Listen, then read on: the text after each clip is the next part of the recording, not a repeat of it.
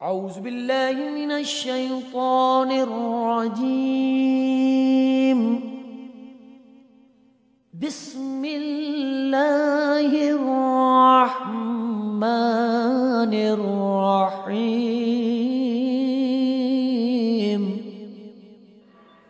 অথবা কোনো ঘটনার প্রেক্ষিতে গোটা মানব জাতির উপরেই আল্লাহ পাক এই কোরআনের বোঝা চাপায় দিলেন, আর এর গার্ডিয়ান বানায় দিলেন আমাদের নবীকে। ধারক বাহক হিসেবে আল্লাহ নবীকে বানাইলেন। কোরআন আল্লাহ পাক রব্বুল আলামিন প্রথমেই চ্যালেঞ্জ করে বলছেন আলিফ লাম মিম।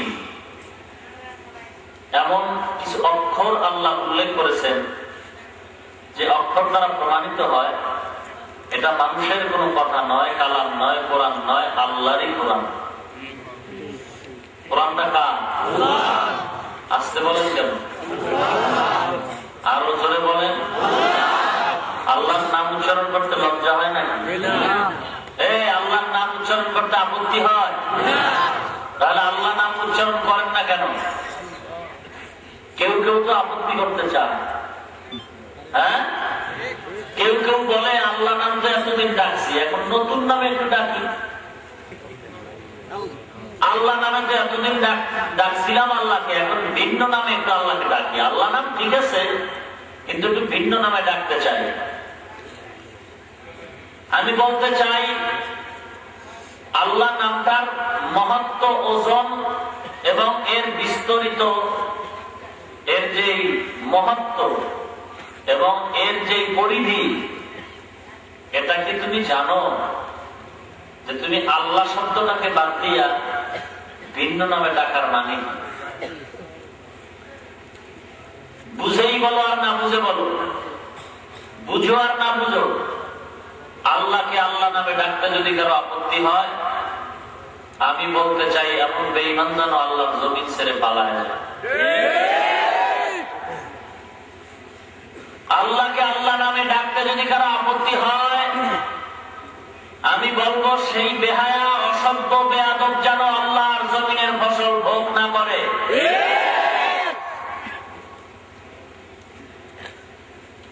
জমিন কার? আসমান, চন্দ্র, সূর্য। মালিকের কাজ করবা না, সময় মতো কইবা বেতন দাও, অপেক্ষায় থাকো জুতার বাড়ি। যেমন খাইছে নমরুদ, আল্লাহর মালিক মনে কইরাও আল্লাহর মালিকানা এসে চলে নাই, বরং গাদ্দারি করছে, আল্লাহর বিরোধিতা করছে। দ্বিতীয় বদমাইশ আমেরিকার ডব্লিউ বুশ, জুতো দিয়ে আল্লাহ সাইজ করছেন। আল্লাহর মালিকানায় থাইকা আল্লাহরে গালি দিবা, অপেক্ষায় থাকো জুতা তোমার জন্য রেডি।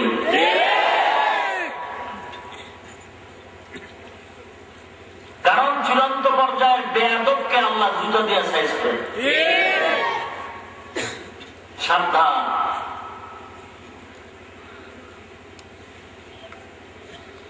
আল্লাহ চ্যালেঞ্জ করে বলেছেন এই কোরআন একমাত্র আল্লাহরই কালাম। প্রমাণ কি? আলিফ লাম মিম, এই অক্ষরগুলি প্রমাণ। কারণ বিস্তারিত আলোচনা, সময় কম। আল্লাহ রাব্বুল আলামিন এই অক্ষরগুলি উল্লেখ করেছেন, অথচ কোন অর্থ আল্লাহ ছাড়া কেউ জানেন না। সমস্ত মুফাসসিরিন কিরামদের একই কথা। দ্বিতীয় হলো এই অক্ষরগুলি দিয়া আমার নবীর নবুয়তকে সত্যায়িত করতেছেন আল্লাহ। আমার নবী যে একজন খাঁটি পয়গম্বর, রাসূল, নবী। প্রমাণ হলো আমার নবী কোরআনের দাওয়াত দিতেছেন। নবী কারো কাছ থেকে শিখেন নাই, একমাত্র আল্লাহ থেকেই শিখছেন। লম্বা আলোচনা। সামনে আল্লাহ বলতেছেন যালিকাল কিতাবু লা রাইবা ফীহ, এমন এক কিতাব আমি, এমন এক গ্রন্থ, গাইড বুক আমি দুনিয়ার মানুষের উপরে চাপায়া দিলাম, যেই গ্রন্থ, যেই গাইড বুকের ভিতরে, যে সংবিধানের ভিতরে একটা নকতাও কোনো ভুল নাই, সন্দেহ করার সুযোগ নাই। আছে কি? যারা কোরআনের ভুল বের করার জন্য আপ্রাণ চেষ্টা করেছে তাদের জীবনের ভুল কোরআনের আয়নায় ধরা পড়ে গেছে। নবীর উপরে কোরআন নাযিল শুরু কাফের কর্তৃক, ইহুদি খ্রিস্টান কর্তৃক কোরআনের বিরোধিতায় দুশ্মনীয় শুরু। নবীজি গার্ডিয়ান কোরআন তার উপর আল্লাহ নাযিল করছেন। ওই সময় সাহাবায়ে কেরামদের মেধা কত, নবীজি বলতেন আর লেখতেন। ওই সময় কোরআনের কোন ক্ষতি করতে পারছে কি? নবীজির বিদায়ের পর গার্ডিয়ান হারা কোরআন পড়ে আছে আলমিরার ভিতরে, মসজিদের বারান্দায় তালাবদ্ধ। কেউ পারছে এ পর্যন্ত ক্ষতি করতে? কিয়ামত পর্যন্ত কেউ পারবে? পারবে না। কোরআনের ক্ষতি যদি কেউ করতে চায়, আল্লাহর কসম তার ক্ষতি হয়েই যাবে। কোরআনের আওয়াজকে যদি কেউ বন্ধ করতে চায়, এই বেঈমানের আওয়াজ ঘুমের ঘরে বন্ধই হয়ে যাবে। কোরআনকে যদি কেউ জ্বালিয়ে দিতে চায়, কোরআন তো জ্বলবেই না, বরং বেঈমানটাই জ্বলে পড়ে ছাই হয়ে যাবে। আল্লাহ চ্যালেঞ্জ করে বলছেন, আমার কোরআনে কোনো ভুল নাই। এমন কিতাব 10 পৃষ্ঠার একটা বই, আদর্শ লিপি, ক খ গ এগুলি পড়ার জন্য। সারা দুনিয়াতে ধর্মগ্রন্থের তো অভাব নাই, বাতিল হক সবগুলি। গীতা, মহাভারত, রামায়ণ, ত্রিপিটক, বেদ, জেন্দাবেস্তা, দীঘানিকা, তাওরাত, জবুর, ইনজিল, দুনিয়াতে কোন একটা গ্রন্থের হাফেজ পাবেন না। এমনকি 10 পৃষ্ঠার যে বইটা আদর্শ লিপি, এরও একজন হাফেজ পাবেন না। অথচ কোরআনের হাফেজের অভাব আছে নাকি? নাই। কোরআনটা কত মূল্যবান। হাদিস থেকে আমি পড়েছি, হাদিস আল্লাহ নবী বলেন, আল কোরআন হুজ্জাতুল লাকা ওয়া আলাইক। এই কোরআন কিন্তু মানুষকে নাজাত দিয়ে জান্নাতে নিবে। কোরআন জাহান্নাম থেকে মানুষকে নাজাত দিবে। আল্লাহ রাব্বুল আলামিন এই কোরআনের ওজন আর দাম বাড়াইছেন। আমার কোনো দাম নাই, কোরআন আছে, এজন্য কোরআনের দামে আমার দাম হয়েছে। একটা কাঠের কোনো দাম নাই, কোরআনের সাথে লাগছে, নাম হয়েছে রেহাল, দাম হয়ে গেছে বেশি। কথা নাই। একটা অল্প দামের কাপড় কোরআনের সাথে লাগাইছে, নাম হয়েছে জুজদান, দাম কথা হয় না। ব্রিটিশ জাদুঘর বা মিউজিয়ামে আজও সকল ধর্মগ্রন্থগুলি সাজানো আছে। মহাগ্রন্থ আল্লাহর কোরআনকে আয়নায় বাধাই করে ব্রিটিশ মিউজিয়ামের গেটে রাখছে। কম্পিউটার সাইজ করে কোন মানুষ ব্রিটিশ মিউজিয়ামে যদি নাপাক অবস্থায় গীতায় হাত দেয় অসুবিধা হয় না, রামায়ণে হাত দিলে অসুবিধা হয় না, ত্রিপিটকে হাত দিলে অসুবিধা হয় না, জবুরে হাত দিলে অসুবিধা হয় না, তাওরাতে হাত দিলে অসুবিধা হয় না, ইনজিলে হাত দিলে অসুবিধা হয় না। পক্ষান্তরে কোন নাপাকওয়ালা ওই ব্রিটিশ জাদুঘরের সামনের গেটে যে কোরআনকে আল্লাহ পাক আয়নায় বাধাই করে রাখছেন, মানুষগুলি কম্পিউটার সিস্টেম করে সাজায় রাখছে, কোন মানুষ যদি নাপাক অবস্থায় ব্রিটিশ মিউজিয়ামের সেই গেটে আয়নায় বাধাই করা কোরআনে হাত লাগায়, কম্পিউটারে অটোমেটিক ইংরেজিতে 2টি লাইন ভেসে ওঠে, বলতে থাকে, প্লিজ ডোন্ট টাচ মি। এই আমি কোরআন শরীফ পবিত্র, তুমি নাপাক, আমাকে স্পর্শ করিও না। এই কালামে জিন্দা কুরআনে হাকিম, এই কালামে জিন্দা কুরআনে হাকিম, হিকমতে উলা ইয়াজালস্তু কদিম, জামিউল ইলম ফিল কুরআনে হাকিম, তাকাসুর আনহু ইফহামুর রিজালি, বাহা কুরআন কালামুল্লাহ বাসানো, কদিমাস্তি কদিমাস্তি নইনো। একটা কথা বারবার ভালো লাগে না, আর কোরআন শরীফের আলহামদুলিল্লাহ সূরাটা সবাই পড়ে, কেরাত পড়ে, কেউ পর্যন্ত বলে না, এই নকশা এত আয়াত শুনি আজকে থেকে ভিন্ন কিছু দিয়া নামাজ পড়াও ভালো লাগে এমন কেউ বলছে নাকি?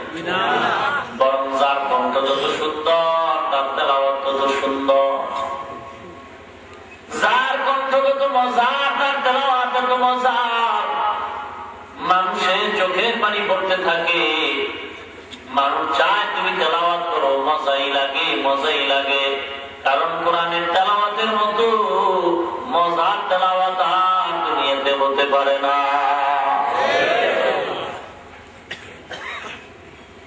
সেই কোরআন আজ আমাদের হাতে, অথচ এই মুসলমান বলেন এই কোরআন কার? এই কোরআনটি হিন্দুর ঘরে পাওয়া যাবে, বৌদ্ধের ঘরে পাওয়া যাবে, খ্রিস্টান ইহুদির ঘরে পাওয়া যাবে। হিন্দুর ছেলে মেয়েরা কি কোরআন পড়বে? খ্রিস্টানের ছেলে মেয়েরা কি কোরআন পড়বে? বলেন কোরআন কার ঘরে পাওয়া যাবে? কার ছেলেরা পড়বে, কার মেয়েরা পড়বে? দুঃখের বিষয়, মুসলমানের ঘরে কোরআন পাওয়া যায় না, মুসলমানের ছেলে মেয়েরা কোরআন পড়তে জানে না। মুসলমানের ঘরে কোরআনের আওয়াজ নাই, শুধু গানের আওয়াজ, টিভির আওয়াজ, শুধু গানের আওয়াজ। মুসলমানের ঘরে কোরআনের তেলাওয়াত নাই। এই কোরআনের দাম কত জানো? আরবি একটা অক্ষর যদি বিনা ওযুতে উচ্চারণ করে 10টা নেক আমলনামায়, ওযুর সাথে যদি উচ্চারণ করা হয় আল্লাহ পাক রব্বুল আলামিন একটা হরফের বিনিময়ে 25 নেক দান করে। এই মুসলমান এই কোরআনের এত দাম, কোরআনটা যার সাথে লাগবে ওই লোকটাও দামি হয়ে যাবে। এই জন্য আল্লাহ নবী বলেন কোরআন কিন্তু মানুষের জন্য জান্নাতের ফয়সালা, আবার কারোর জন্য জাহান্নামের ফয়সালা। আল্লাহ পাক চ্যালেঞ্জ করে বলেন এই কোরআনের ভিতরে কোনো ভুল নাই। দুনিয়াতে যত বই লেখে লেখক লেখা দেয়, ভুল হইলে বড় আমাকে জানাবেন, আমি সংস্করণ করে দিব। আর আমার আল্লাহ কালামে বলতেছেন কোন ভুল নাই, আসো কে পারবা? وَإِن كُنتُمْ فِي رَيْبٍ مِّمَّا نَزَّلْنَا عَلَى فَأْتُوا بِسُورَةٍ مِّن مِّثْلِهِ। কোরআনের ভুল নাই, যদি এমন কোন নাস্তান থাকো আসো কোরআনের ভুল বের কর। কোন মাস্তান বহু মাস্তানি করেছে, কোরআনের সামনে মাথা নত হয়ে গেছে। বহু মাস্তানরা মাস্তানি করতে গিয়া সারেন্ডার হয়ে কালেমা পড়ে কোরআনের সামনে মুসলমান হয়ে গেছে। সেই কোরআন আজ আমাদের হাতে, অথচ কোরআনের আওয়াজ তেলাওয়াত মুসলমানের ঘরে নাই, মুসলমানের জবানে নাই। কোরআনের উপরে ফজিলত এবং কোরআনের সাথে বেয়াদবি করলে যদি কিছু ভয়াবহ পরিণামের কথা বলা হয়, তখন কপাল পড়া কোরআন শরীফ ঘরে এতদিন ছিল বরকত, ভয়ের খেলায় কোরআন এখন মসজিদে পাঠায় দিয়েছে। ইংরেজি কোরআনের জন্য সন্তানকে স্কুলে পাঠাও, প্রাইভেট মাস্টারকে 2-3 হাজার টাকা অগ্রিম বেতন দেওয়া হয়, অথচ মুসলমানের সন্তান কোরআন শরীফ পড়ার জন্য আগ্রহ নাই।